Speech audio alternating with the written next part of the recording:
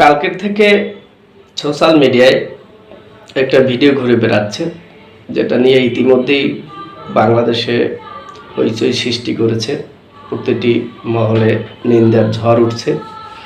সেটি হলো কুমিল্লার মুরাদনগরে একটি গৃহবধূকে বিভৎস অবস্থায় ভিডিও, একটি গৃহবধূর বিভৎস অবস্থার ভিডিও সোশ্যাল মিডিয়ায় ইতিমধ্যেই ভাইরাল হয়েছে। আসলে ঘটনাটা নিয়ে আমরা বাংলাদেশের সকল মানুষই বিচলিত, দুঃখিত।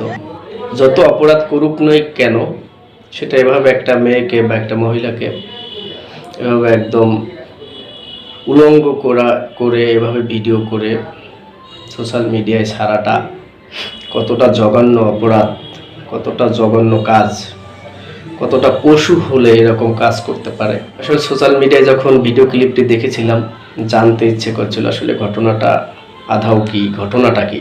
তবে আমি ঘটনাটা জানার জন্য কিছু আমাদের দেশের জাতীয় পত্রিকার ওয়েবসাইটগুলো ঘাটাঘাটি করলাম, নিউজটি পড়লাম।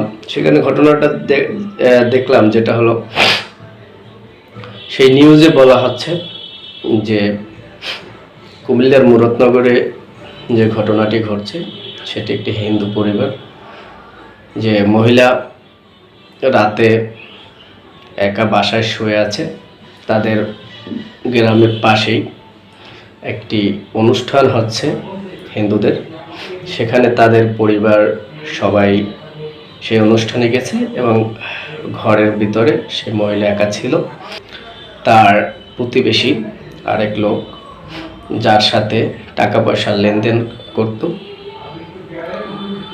সে নাকি সেই টাকা পয়সার লেনদেন সূত্রে তার সাথে পরিচয়। সে রাতে এসে দরজা খুলতে বলছে, সে দরজা খুলে না, এক পর্যায়ে সে জোর করে দরজা খুলে ভিতরে ঢুকে দর্শন করছে। এরপর তার চিৎকার শুনে পাড়াপড়শি এসে তাকে উদ্ধার করছে।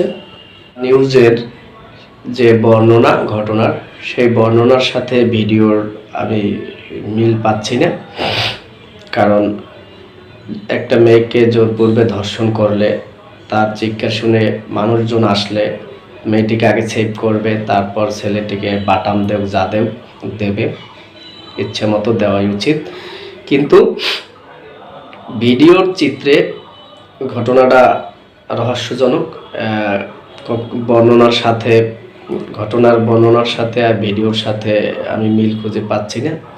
কিন্তু মেয়েটিকে সেভ করতে এসেই মেয়েটিকে উলঙ্গ অবস্থায় জোরপূর্বক কিছু যুবকরা ফোর্স করতেছে কেন, বা মেয়েটিকে সহজভাবে কেন ভিডিও করতেছে, বা মেয়েটি বা কেন ভিডিওর মধ্যে বাঁচাও, আমাকে বাঁচাও, আমাকেই বাঁচাও এই বলে চিৎকার করতেছে, বা আমাকে একটু সেভ করো এগুলোই বা কেন বলতেছে। আবার পাশ থেকে একটি মহিলার কণ্ঠ শুনছি যে আরে আমার মেয়েটি, হ্যাঁ, এরকম কেন? যদি ধর্ষণ হলে যদি মেয়েটাকে প্রতিবেশীরা যদি উদ্ধার করতে আসে, তাহলে তো মেয়েটিকে আগে সেভ করবে।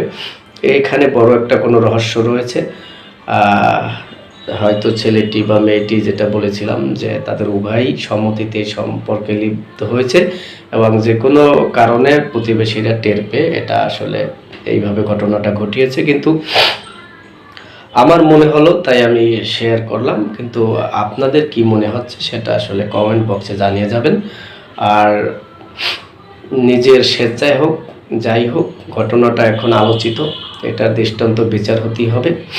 এবং এই ভিডিওটা যারা সোশ্যাল মিডিয়ায় এভাবে ছেড়েছে, ওদের বিচার হতেই হবে। ওরা কতটা নিম্ন মস্তিষ্কের মানুষ হলে এভাবে একটা বিভৎস ভিডিওকে, এভাবে একটা বিভৎস ভিডিওকে সোশ্যাল মিডিয়ায় ছাড়তে পারে।